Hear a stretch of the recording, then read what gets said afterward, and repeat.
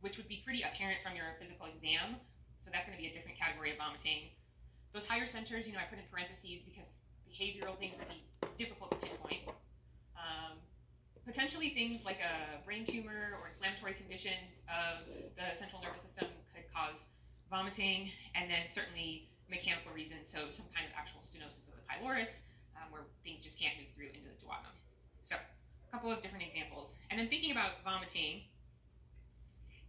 as an overall way, to break it down, kind of similar to what we saw with having break down a clinical complaint of diarrhea. So when I think about vomiting, I think about some broad categories to say, okay, there could be inflammation in the GI tract, and that's really broad, right? You could start listing off a bunch of different causes of inflammation. I list obstruction as a separate category just because I think it's important to recognize that you have to have on your radar screen and look for it, right? You have to do some imaging. You have to take that off of your differential list because it's easy to kind of skip through and be like, oh, well, this dog's been vomiting for a really long time, so it must be something really inflammatory. Well, no, we've seen animals that have had really prolonged histories, and maybe for some reason or another they slipped through the cracks and they didn't get diagnosed properly and they ended up having obstructive disease. So just make sure that you're aware of that. So that's why I keep it off to the side.